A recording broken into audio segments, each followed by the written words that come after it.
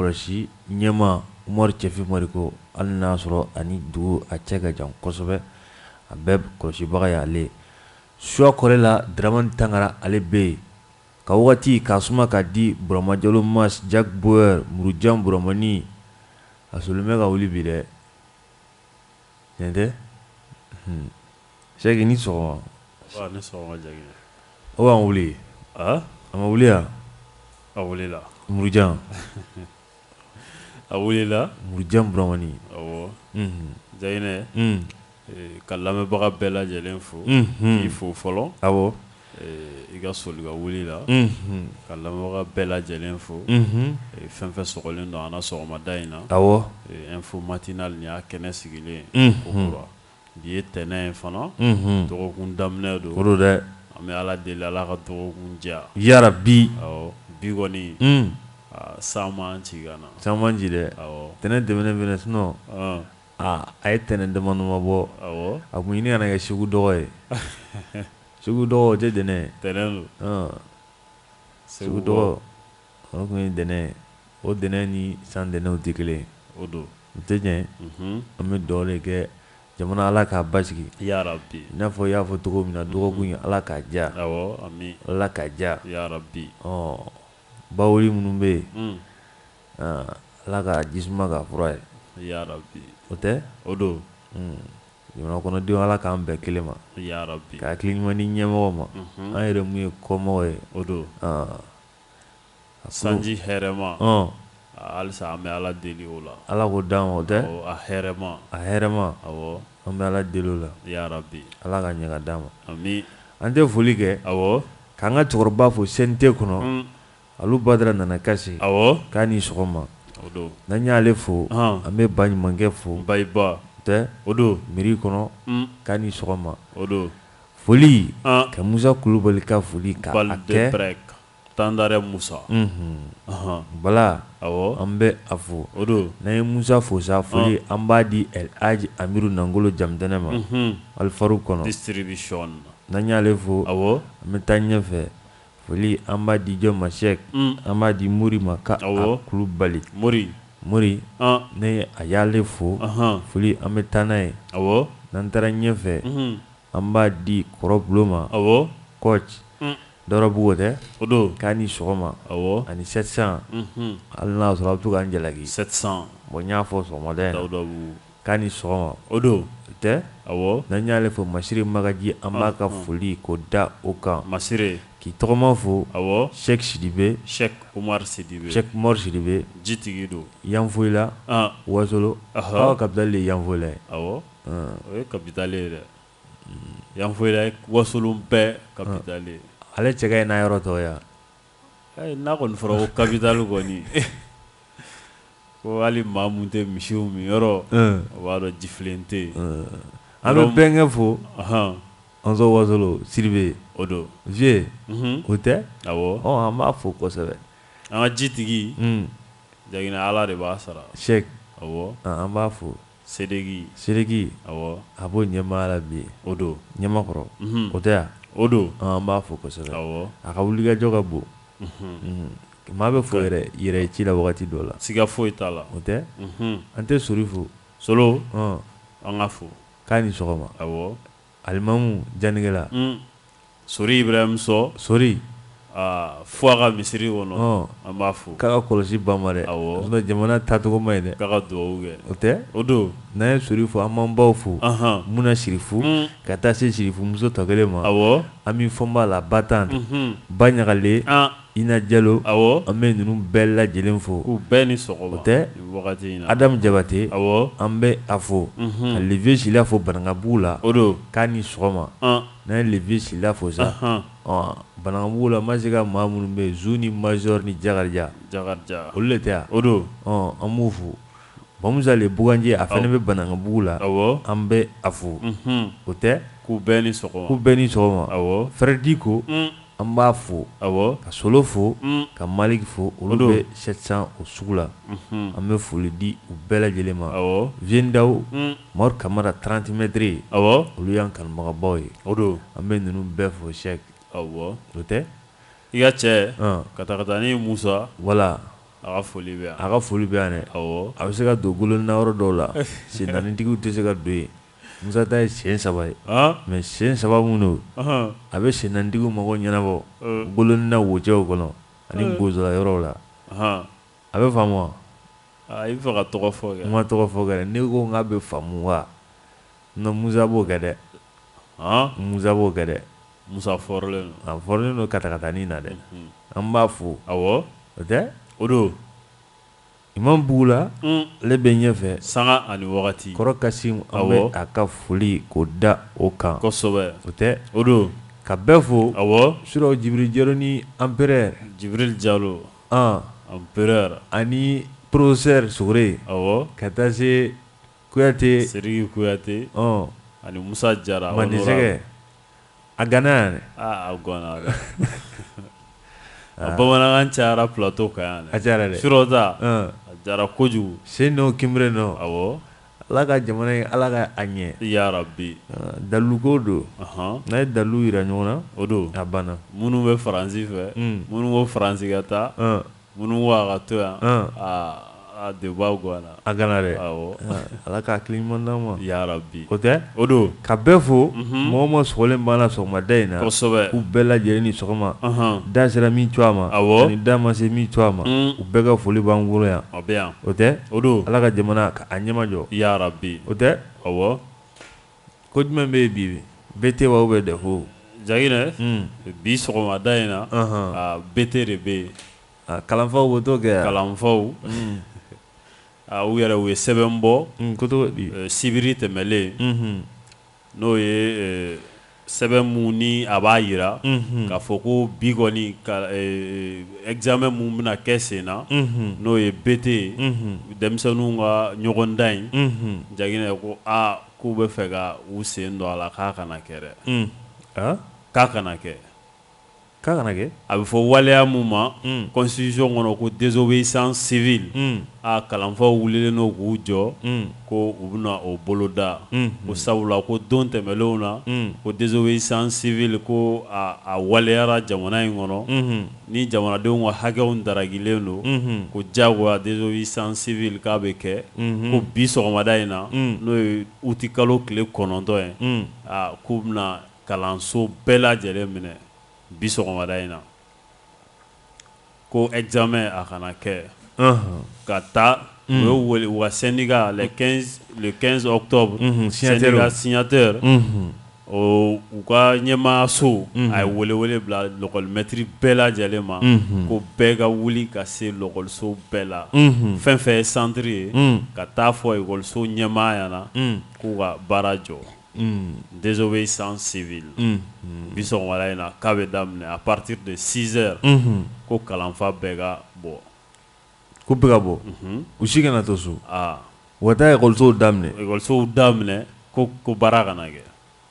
N ko dɔgɔkun tɛmɛlen a fɔ n ma ko épreuve anticipée. Awɔ. O tɛ DEF la o tɛ boli n'a a ɲɔgɔnnaw ni so à longueur a n'a tɔ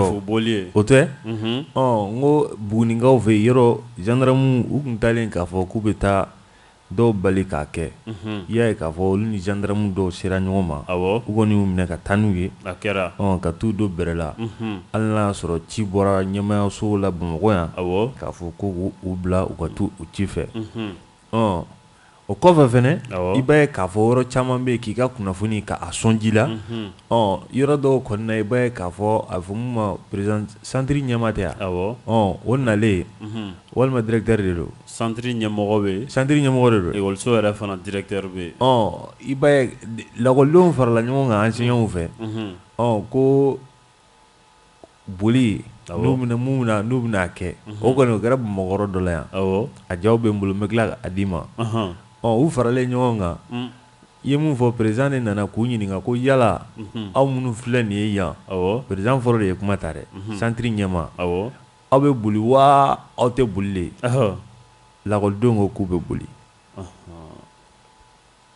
O kɛlen a fɔ mun ma ko synergie mɔgɔ o tɛ u ka ciden minnu tun bɛ kɛnɛ kan yen a kun bɛna kɛ sama-sama ye président fana y'a to yen o fana y'o ɲininkali kɛ ekɔlidenw na ko yala aw bɛ boli wa aw bɛ tugu anw kɔ de sabula an ye san bɛɛ kɛ an b'a la ka aw kalan n'an nana bi ka man ka hakɛ ɲini ko n'an ko k'aw ka taa so k'a ye taa so a kuma kɔni filɛ nin lakɔlidenw kɔni ko tiɲɛ la k'olu bɛ examen kɛ a kɛra ten dɛ ni n tilala n b'a ja d'i ma a ko ma nɔgɔn dɛ a ma nɔgɔn dɛ lakɔlidenw kɔni o kɛlen a ma bɛn syndicat ɲɛmɔgɔ in ma mun bɛ kɛnɛ kan yen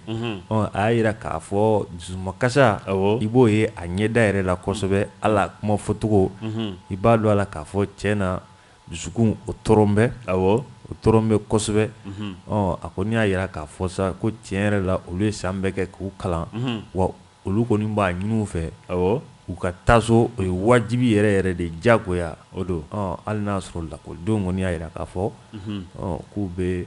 kɔni bɛ ɲɔgɔn dan in k'u b'a kɛ an bɛ dɔw de kɛ ala ka jisuma ala k'o kɛ a fura ye Jaginɛ ala ka da ɲuman don a la ɲɔgɔn dan kelen in senfɛ ministre de l'éducation ale kumara ale y'a jira k'a fɔ ko ni examen kelen in ko a bɛ kɛ dɛ k'a bɛ kɛ awɔ mun bɛ daminɛ bi n'o ye BT1 ni BT2 ko lɔgɔliden bɛɛ k'i pɛrɛ lɔgɔlimɛtiri fɛn fɛn n'o fana reteninen don ni a yiralen don k'a fɔ k'o bɛna surveillance kɛ k'o fana k'i labɛn ko bɛɛ bɛ baara daminɛ bi ko examen k'a bɛ kɛ nin waleya in kɔni ɲɔgɔn sama-sama bɛ sɔn ka y'a la bi a bɛ yala dɛ sabula lɔgɔlimɛtiriw pɛrɛnnen don ko désobéissance civile gouvernement fana ye sɛbɛn bɔ n'o ye ministre kalanko ɲɛmaayaso n'o ye ministre ye ko examen k'a bɛ kɛ a ɲɛ 40 ma ko ye an bɛ dugawu kɛ ala ka ɲɛ ka d'a ma yarabi o tɛ ala ka jisuma k'a fura an t'an ta kɛ dugawu ye o don sabula ale ye se fɛn bɛɛ la n'i dara la k'a bɛ s'a la a bɛ s'a la dɛ n'i ma da la yɛrɛ o y'i ta y'i bolo ye o don o tɛ ala ka ɲɛ ka d'a ma yarabi Sek n'an bɔra yen an bɛ taa ɲɛfɛ n'an taara ɲɛfɛ i bɛ ko mun fɔ Mali kɔnɔ maaw ka hakɛ ɲini cogo Sek gɛlɛya b'a la fo ka taa fɔ a to ten dɔgɔkun tɛmɛnen buzew m'a fɔ k'u bɛ baarabila kɛ tile 3 baarabila o tile 3 baarabila min n'u b'o la i b'a ye k'a fɔ dɔw kɔni bɛ tɔrɔmɔɲɔ sɔrɔ gouvernement bolo yɔrɔ olu bɛ sogo feere n'olu ko k'u b'a feere minnu b'a sɔrɔ olu bɛ t'olu ka sogo cɛ bingani tɛ bingani wa bingani tɛ grève n'i bɛ taa i bɛ taa i bɛ bolifɛn dɔ ye yan n'olu bɛ grève la ko fo dɔ ninnu k'u jɔ jagoya n'i bɛ taa i bɛ taa grève la n'i tɛ taa yɛrɛ i b'a to yen i ka hakɛ don dɛ n'a ma ye k'a fɔ ko gouvernement yɛrɛ tun ye nin bɛɛ kɛ k'a jira k'a fɔ ko u bɛ tɔrɔmɔɲɔ dɔ di subvention n'o bɛ di sogofeerelaw ma u ka ɲɛmɔgɔw ma u yɛrɛ b'a tilacogo dɔn u ni ɲɔgɔn cɛ o sen fɛ sa i b'a ye k'a fɔ hali o bɛɛ la dɔw y'a jira k'a fɔ gouvernement bɛ ka mun di a ka dɔgɔ olu ban a wagati a wari la u ma sogo feere u ma maa bali ka sogo feere o de baara kɛcogo o don u ma sɔn gouvernement ka wari la u ma sogo feere u y'u yɛrɛ minɛ sogo feere la nin wagati in na fɔlɔ sabula ko a t'u bɔ n'u y'a u ka wari don bagan na k'a feere a tɛna olu dɛmɛ olu tɛna bɔ a la olu yɛrɛ minɛ mais e m'i yɛrɛ minɛ gouvernement ye wari di minnu ma n'olu sɔnn'a la olu bɛ sogo feere e bɛ to o sogo ka to o cɛ k'e ye ɲɛmɔgɔ ye k'e bilala k'e ka mɔgɔw ka hakɛ défend i binna mɔgɔw kan dɛ tiɲɛ tɛ o kɔni ma bin mɔgɔw kan i ka hakɛ hali maa dɔw wulila k'u bɛ taa saga san ko ayi ko saga k'a tɛ feere sogo tɛ feere saga tɛ feere o ye dansago ye o fana ka gɛlɛn dɛ a man gɛlɛn an t'a la ye ɲɔgɔn bolo o don maa o maa n'i kɔni wulila k'a fɔ k'i b'i ka hakɛ ɲini an y'a fɔ gouvernement ye ko ka dɔ bɔ sogo sɔngɔ la u kɔni y'a jira k'a fɔ k'u bɛna musaka dɔ di walasa sogo dɔ bɛ bɔ a da la kalo 2 o don an m'a fɔ yan n kalo 2 in tɛmɛna yɛrɛ sa u k'a lajɛ sa a ka kɛ bada yɛrɛ fo ka taa fɔ bagan dumuni nɔgɔyara wagati min na bɛɛ lafiyara o tɛ mais n'o ma kɛ ko dɔw fana bɛ yen olu kɛcogo ma ɲi dɛ ma ɲi dɛ ka taa maaw yɛrɛ bali maaw tɛ hali saga yɛrɛ san e ko k'e tɛ sogo feere saga sɔngɔ se bɛ dɔ ye ka saga san k'a faga k'a bila ka frigo kɔnɔ a b'a dɔgɔtɔrɔnink'a ka na la a ko k'o fana tɛgɛ a si tɛgɛ an k'a layɛ ɲɔgɔn bolo dɛ a kɔni walima a ma nɔgɔ an k'a layɛ ɲɔgɔn bolo sabula i ka hakɛ kɔni i b'i ka hakɛ ɲini u kɔni ni maa mun fana ko k'a bɛ se ka pan a kunna i ka hakɛ t'o fana kan dɛ u kɔni y'a yira sisan k'a fɔ ko bozow bɛ yɔrɔ min na bi k'u ko sogo sɔngɔ min ka d'u ye u bɛna a feere o la awɔ an t'an sigi k'a lajɛ sɔngɔ min ka d'u ye u bɛna a feere o la sogo kɔni ko gɛrɛfu a wulila da minnu ja u b'a feere o la ni mɔgɔ min fana ni gouvernement ta n'olu taara mɔgɔw ka sogo cɛ o sogo b'u bolo yen dɛ haramu don dɛ ala k'an kunnaja o tɛ o don i ye wali sogo cɛ ka taa n'a ye a kɔni b'e bolo yen i ma ko ɲuman kɛ dɛ a ma ɲi dɛ jamana in kɔnɔ an k'an ka hakɛw an k'o ɲini cogo dɔn hakɛ ɲini sen fɛ i kana don mɔgɔw tɔɲɔli kɔnɔ siga t'a la mɔgɔ tɔɲɔ ma ɲi dɛ hakɛ ma ɲi o don ala ka hakili ɲuman d'a ma ya rabbi o tɛ awɔ n'an taara ɲɛfɛ i b'a ye k'a fɔ dugu dɔ bɛ Mɔpti dugu in tɔgɔ ko Wankɔrɔ i ye Wankɔrɔ y'ale tɔgɔ mɛn Wankɔrɔ n y'a tɔgɔ mɛn a bɛ hakili jigin jɔn na a bɛ hakili jigin kɔlɔsitigi dɔ la o gulokiba jɛman dɔ la no Haruna Sɛk i y'a fɔ sa ale ka dugu don i b'a ye k'a fɔ n'ale ye maire ye maire de don wa maire don dɛ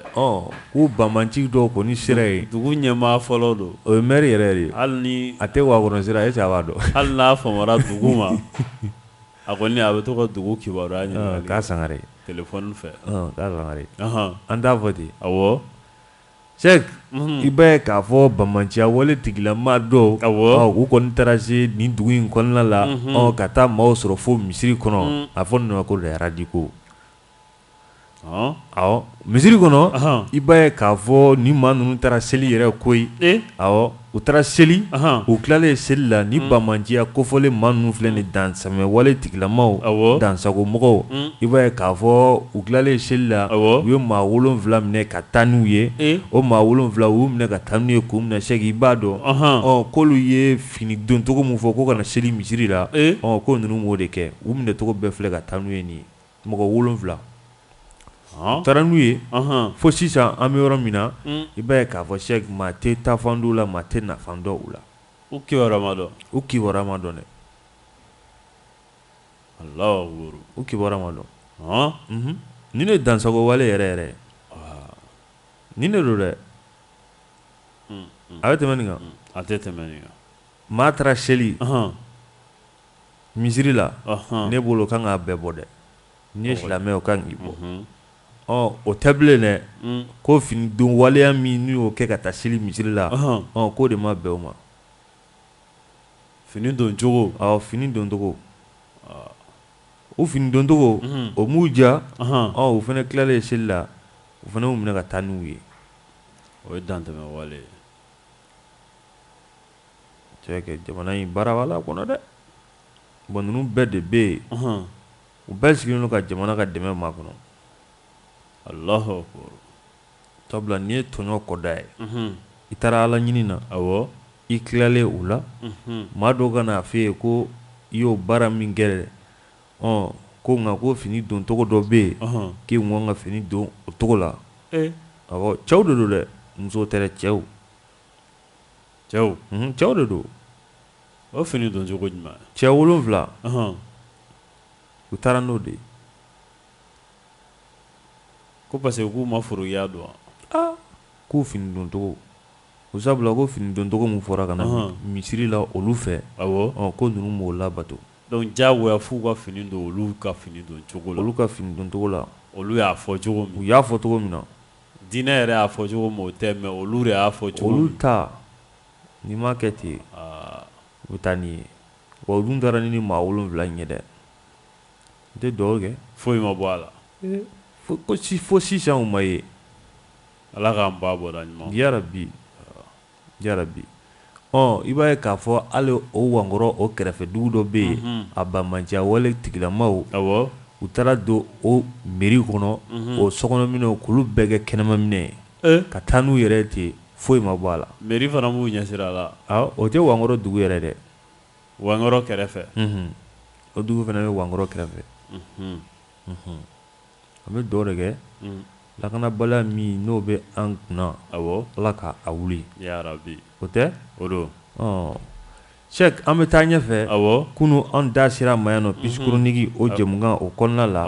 Fɛn min ye k'a fɔ CNT maa dɔw k'a fɔ k'olu kɔni tun bɛ fɛ ko ka laɲini kɛ walima u ye laɲini kɛ k'a fɔ ko haute cour de justice min ni a tun bɛ député bolo n'a o kan ka a sigi n'a ma ɲɛ k'a fɔ k'olu bɛ ka député jɔyɔrɔ fa bi hali n'a y'a sɔrɔ mɔgɔ ma kala ta u ye n'u kɔni taara tacogo dɔ la u bɛ CNT kɔni u bɛ a kɔnɔ yen wa u bɛ ka députéya baaraw u bɛ olu kɛ furancɛ fanga in o kɔnɔna la n'a ma ɲɛ k'a fɔ k'u bɛ o baaraw kɛ dɔw kɔni hakilina sɔrɔ k'a jira k'a fɔ ko jamana ale foroba wari a dunna dɔw fɛ sen 2 ani bolo 2 la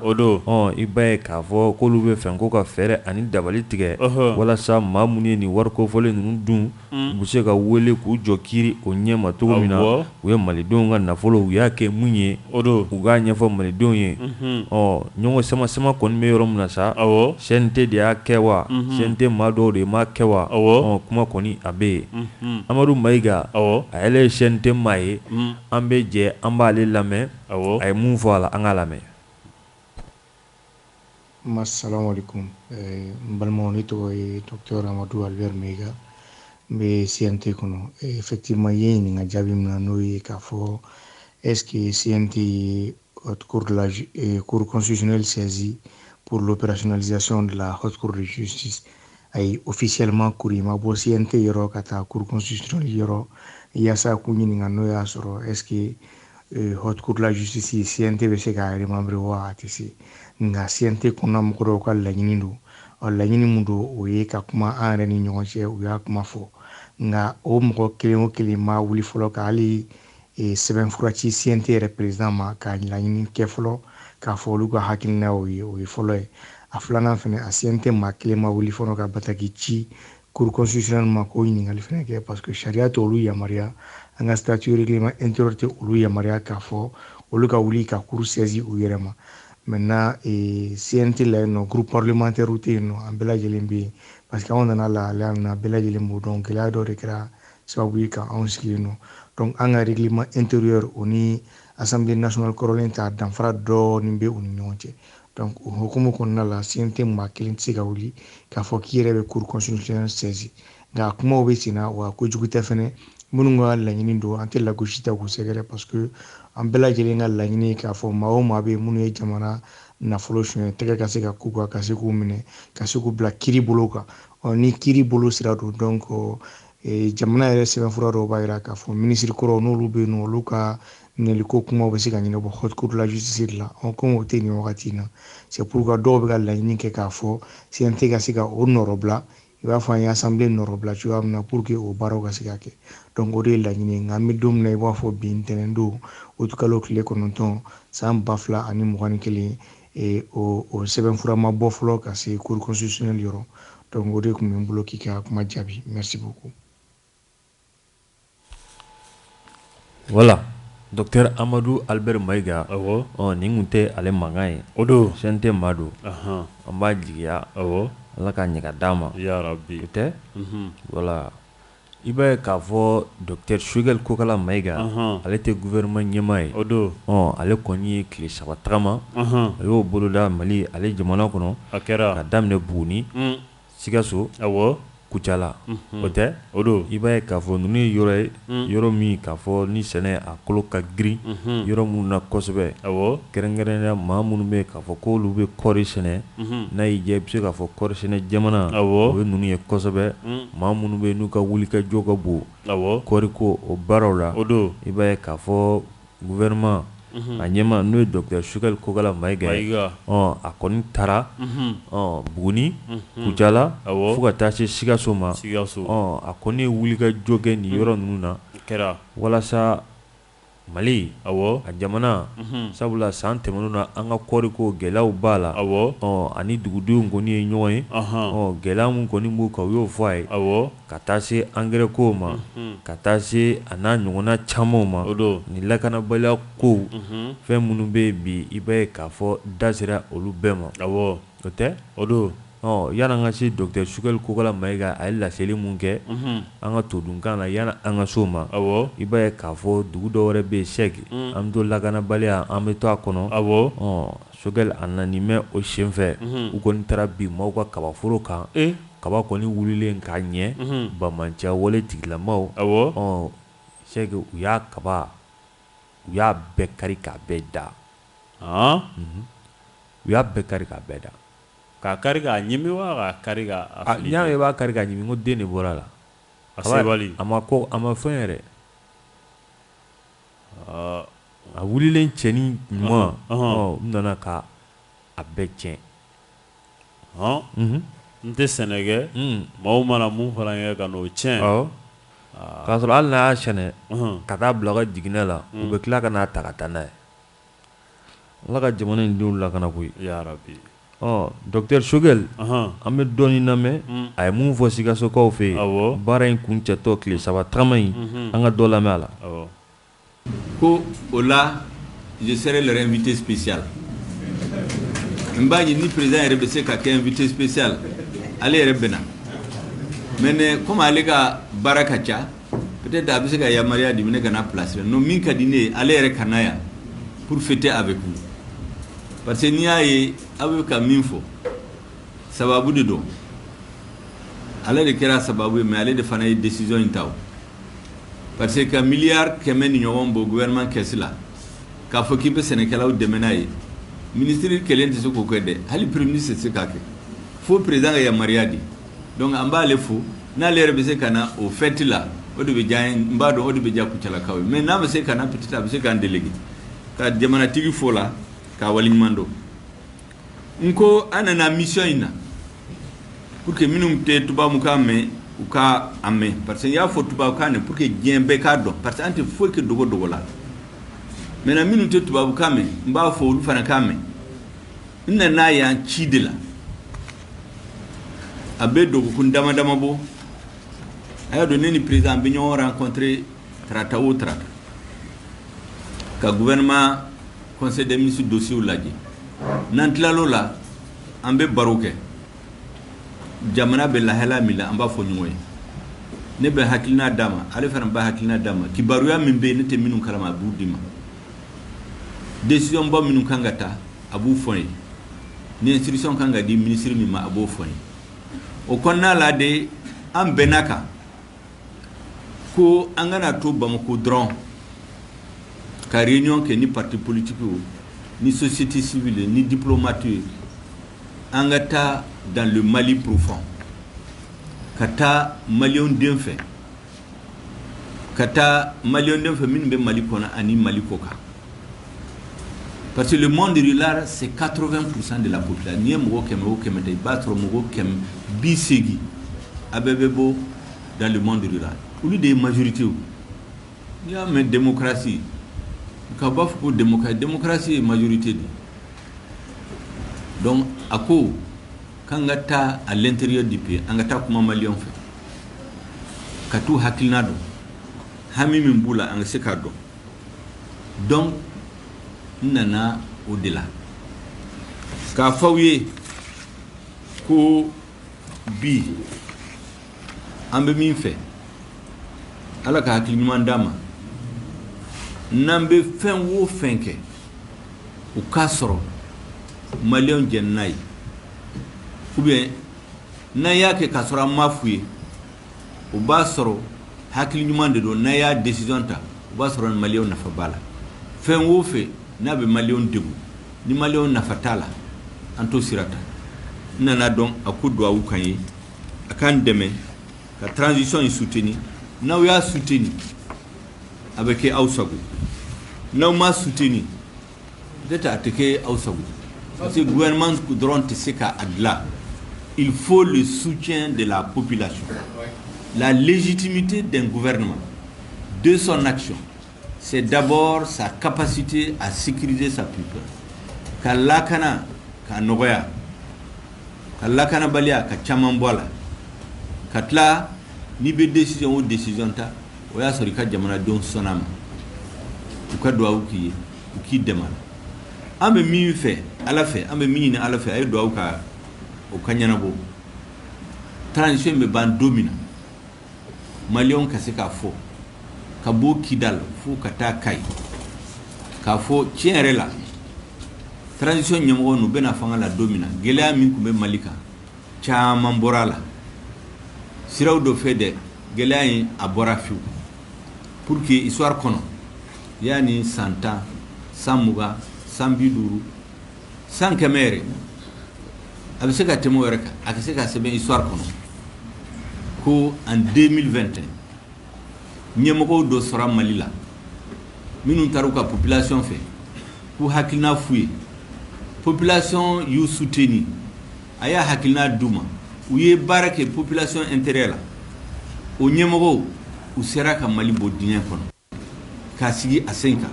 ka hɔrɔnya a danbe k'o sigi a ma. Parce que histoire kɔnɔ n b'a fɔ siɲɛ caman, n bɛ sigi a kan, jamanabaw minnu tɔgɔ bɛ ka fɔ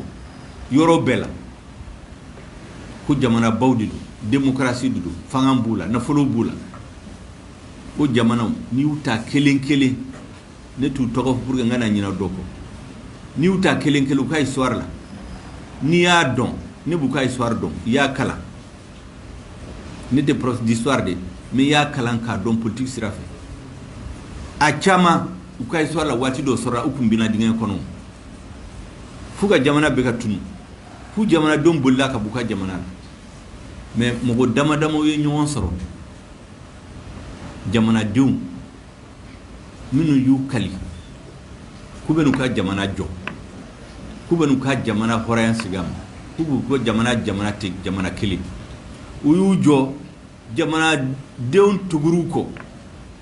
u y'u tɛgɛ di ɲɔgɔn ma ka bɔ da kelen fɛ ka don da kelen fɛ ka bɔ da kelen fɛ, o sira fɛ u sera k'u ka jamana jɔ, k'a ka unité, a souveraineté, a danbe, a indépendance k'a segin a ma. O de jamanaw bɛ ka leçon d'a ma bi, an b'a fɛ o de ka kɛ Mali la, o tɛ se ka kɛ n'an m'an soutenir, n'an ma duwawu k'an ye, n'an fana bɛ baara kɛ aw bɛ min fɛ, aw hami ye mun ye an m'o occuper o de la. Gouvernement ye baarakɛla de ye, président ni premier ministre ni ministre baarakɛlaw de don, aw ka l'impôt de b'u sara, aw de bɛ to tile kɔrɔ, aw de bɛ wɔsi, aw ka baara ye l'impôt minnu sara o de bɛ président ni ministre sara, donc olu y'aw ka baarakɛlaw de ye, donc an k'an ka baara kɛ pour que k'aw nisɔndiya, n'a y'o kɛ Ala bɛ barika don baara in na, ni barika donnara a barika bɛ sigi aw yɛrɛ ma, aw bɛ yiriwa. Kuma ba minnu bɛ foli ale de bɛ mɔgɔ fa ka sɔrɔ i ma fɛn wɛrɛ bila i da. Cheikh, nɛgɛjuru an t'a bila yan. Awɔ. Premier ministre a ye mun fɔ tile 3 baaraw kɔfɛ, ni y'ala kumaba dɔ ye, a diya la dɛ, o tɛ? An ka nɛgɛjuru di maa ma 20 20 18 65 20 20 18 65. Samake. Foli diyara n ye. Cheikh tulo b'i la. K'an fa b'u la, Biye Sidibe ani Daw. Ani Wan Daw ni Empereur n b'ale fana fo. Janginɛ. Mali kalanko ye. Janginɛ walahi n'a ma wuli k'an jɔ an ka kalanko bantɔ don. Ayiwa filɛ nin ye. Pep. Mais Janginɛ nin ko nin bɛɛ sɔrɔla yɔrɔ jumɛn na? IBK. IBK de ye Mali école ko ban pewu. Bɛɛ sigilen ɲɛna. École maître ka nin greffe ye k'u tɛ don ka kalan kɛ. Mɔgɔ min y'a kɛ i b'a dɔn wa? INTM. INTM de ye greffe kɛ yan semaine kelen kɔ ka Mali bɛɛ paralyser. Mɔgɔ si ma taa INTM deli k'u ka don. Bɛɛ y'u soutenir k'u ka taa fɛ k'u jo don. Mɔgɔ ma t'u deli? Ayi Janginɛ mɔgɔ min y'u soutenir o ka ca mɔgɔ min t'u deli o. An b'a kalama o. Parce que o la u bɛɛ ka balo b'o la. Jamana siranna INTM de ye Janginɛ ka taa sariya ta u b'a dɔn u tɛ se ka sariya mina waleya. Olu filɛ ka école maître remplacer min kɛ nin ye o. N ko INTM mɔgɔ tun tɛ se ka remplacer yan. mɔgɔ mun bana ka baara kɛ o fana bɛ se ka mɔgɔ bila olu place la ouais an tulo b'i la ne kɔni bolo école-maître u bɛ ka jɔnmaaya de k'u la sinon INTM taara grève la o m'olu remplacer o ne kɔni ne b'a fɛ école-maître u ka nin to u kana taa fɔ u bɛ taa kɛlɛ kɛ bi u k'a to examen ninnu ka kɛ mɔgɔ min bɛ ka taa cours in suit bi ni école taara olu tɛna se ka taa denmisɛnninw kalan o u ka san wɛrɛ ni école taara sisan u b'a reprendre tuguni ne kɔni bɛ min f'i ɲɛna o ye sinon jamana gɛlɛya o gɛlɛya bɛ Mali kan gouvernement ni INTM don walahi ne b'a fɔ k'an bɛn Samake an b'i fo bɛɛ ni hakilina tɛ 20 20 18 65 20 20 18 65 allo Assalamu alaikum. wa alaikum salam wa rahmatullah I bɛ di baasi foyi tɛ n na jɛngɛ kɔrɔ baasi t'i la baasi foyi tɛ yen n b'i fo Sidibe Mohamed Dodo n b'i fo jɛngɛ foli diyara n ye ka Cheikh Sidibe fo ka DJ ka Mas fo Mas tulo b'i la ka Bugula fo le vieux Sidibe fo ani Dawu n bɛ Dawu fo Dawu tulo b'i la ani Mayiga bɛɛ tulo b'i la ko n bɛ bɛɛ lajɛlen fo Ala ka hakili ɲuman d'a ma ya Rabbi Ala kira kanu kama sallallahu alaihi wa sallim Ala k'aw bolo mɛn aw ka baara la ya Rabbi Ala ka den d'a ma den bɛ jamana in kan ya Rabbi Ala kira kanu kama sallallahu alaihi wa sallim jɛngɛ Ala ka den d'a ma sa Ala ka den d'a ma Ala an b'i deli den di anw ma min bɛ jamana in ta Ala kira kanu kama sallallahu alaihi wa sallam mɔgɔ b'an bolo mɛ mɔgɔ ko bɛ anw na billahi n bɛna min f'i ye faamaw ka tilen faamaw ka tilen faamaw ka tilen mais école-maître n'i miiri yɔrɔ de la u b'u jo fɛ quoi munna jamana mɔgɔ kelen jamana kɔnɔ u bɛ se ka na ka na miliyari badenw suɲɛ mɔgɔ dun b'a hali 100 sɔrɔ k'a kɛ a dayirimɛ na an ka diɲɛ fɔ sa tiɲɛ don ka di Ala ye sa école-maître wallahi yɔrɔ de la u b'u jo fɛ Ala k'u dɛmɛ n bɛ dugawu de k'u ye dɔrɔn Ala ka hakili ɲuman d'u ma u ka sabari dɔrɔn mɔgɔ fana jo bɛ k'i bolo ko dɔ la mais i kana damatɛmɛ kɛ o fana man di Ala ye a taara allo an tulo b'i la Sidibe jɛngɛ i y'a faamu wa foyi tɛ jamana in Mali ka ni suɲɛli tɛ Ala tulo bɛ n na kira tulo bɛ n na foyi tɛ ni suɲɛli tɛ e k'a jate minɛ dɔrɔn sa école-maître bɛ baara min na o ministre jumɛn b'a la n'i y'a mɛn i kɛra ministre ye n ko dɔ d'i kalan n'i y'a mɛn i kɛra président ye dɔ d'i kalan sa an ka école-maître an k'u bonya u b'u jo fɛ dɛ an kana ɲɔgɔn musalaka maa o maa y'i nkalon kuma ni musalaka billahi b'a la sɔrɔ ɲɛ ye e n'a jate minɛ kɛ jɛngɛ dɔw bɛ miliyari bɛ dɔw bolo u bɛ n bara la vraiment Ala ka den n'a ma den bɛ jamana in ta Ala kira kanu kama sallallahu alaihi wa sallam jɛngɛ Ala ka si d'aw ma ne b'aw bila salamu alaikum Sidibe allo